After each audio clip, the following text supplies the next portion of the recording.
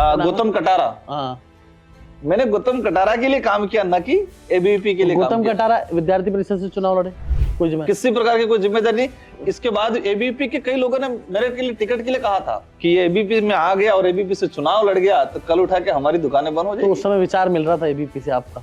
क्या वाकई एबीवीपी से हुई थी शुरुआत? राजकुमार रोत ने खुद बताया अपने एबीवीपी के दिनों का सच। राजकुमार रोत ने राजनीतिक सफर को लेकर अक्सर लोगों के मन में कई सवाल रहते हैं, खासकर उनके छात्र राजनीति से जुड़ाव को लेकर। इस खास चर्चा में उन्होंने खुद बताया कि कैसे एबीवीपी के साथ जुड़कर उनके राजनीति की शुरुआत हुई और किन संघर्ष ने उन्हें आज इस मुकाम तक पहुंचाया है।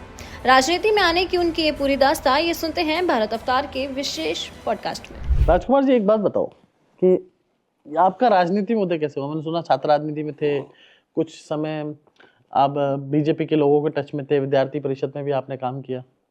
कैसे, मतलब स्टार्टिंग कैसे? सत्य बताना बिल्कुल।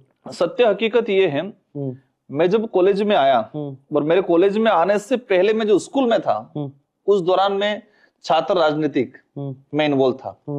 मैं जो कॉलेज चुनाव होते थे, जब मैं स्कूल में पढ़ रहा था और कॉलेज चुनाव का प्रभारी हुआ करता था।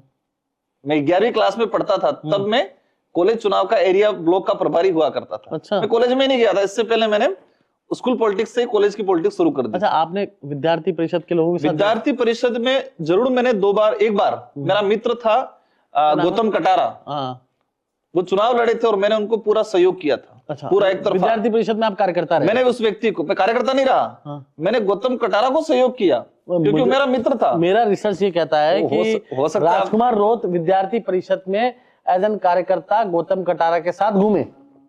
मे be I am wrong, but as far as my research से बिल्कुल गौतम कटारा मेरा मित्र था। मैंने गौतम कटारा के लिए काम किया, न कि एबीवीपी के लिए। गौतम कटारा विद्यार्थी परिषद से चुनाव लड़े? हाँ, विद्यार्थी परिषद से चुनाव। आपके पास विद्यार्थी परिषद का, आपका कहना है, कोई जिम्मेदारी नहीं रही? ना, कोई जिम्मेदारी, किसी प्रकार की कोई जिम्मेदारी नहीं, लेकिन वो विद्यार्थी परिषद से चुनाव लड़े और मैंने उस गौतम भाई कटारा को समर्थन दिया और पुरजोर तरीके से दिया, ऐसा नहीं। हाँ, और इसके बाद एबीवीपी के कई लोगों ने मेरे के लिए टिकट के लिए कहा था। अच्छा, ठीक है, बात भी चल रही थी, लेकिन हमारे वहां बीजेपी के नेताओं को लगा कि ये एबीवीपी में आ गया और एबीवीपी से चुनाव लड़ गया तो कल उठा के हमारी दुकानें बंद हो जाएगी। तो उस समय विचार मिल रहा था एबीवीपी से आपका? एबीवीपी से विचार मिलना नहीं, क्योंकि आप समझते हो, जो बच्चा जाता है, लड़का फर्स्ट ईयर सेकंड ईयर में जाता है, तो वो एनएसआई एबीवीपी एसएफआई क्या होता है उसको भी बेहतर तरीके से नहीं समझ पाता है। सही बात है। हाँ, वो किस लेवल, क्योंकि कई लोगों को आज ये स्टूडेंट पॉलिटिक्स है, एनएसआई कांग्रेस के लिए। पर आपने वो एबीवीपी का भगवा ध्वज हाथ में लेकर कटारा जी के लिए वोट मांगे। उस समय तो भगवा ध्वज क्या होता वही नहीं पता था बच्चों को। पर एबीवीपी का जो झंडा है उसपे तो भगवा लगा हुआ है। मैं कह रहा हूँ एबीवीपी का झंडा हमने कभी नहीं पकड़ा। झंडा तो पकड़ा ही होगा ना। कटारा को आपने समर्थन दिया, आप कटारा के राइट हैंड थे, किसी को लेफ्ट हैंड थे, जो भी थे। क्या आज आरएसएस के संघ प्रमुख मोहन भागवत जी अगर बीजेपी के लिए वोटिंग करा रहे हैं तो क्या उन्होंने बीजेपी का झंडा पकड़ना जरूरी है क्या उनको? नहीं, वो तो ये कह रहे हैं ना, वो तो संघ तो ये कह रहा है कि अगर कोई भी पार्टी हमसे प्रचारक मांगे तो हम देने के लिए तैयार है। वो तो बाप पार्टी को भी देने के तैयार है। मैं वही जानना चाहूंगा कि आरएसएस के प्रचारक मोहन भागवत जी जो संघ प्रमुख है, क्या वो बीजेपी का झंडा पकड़ते हैं क्या? मैं कह रहा हूँ वो तो आपके को देने के तैयार है, आप मांगो तो सही ना प्रचारक।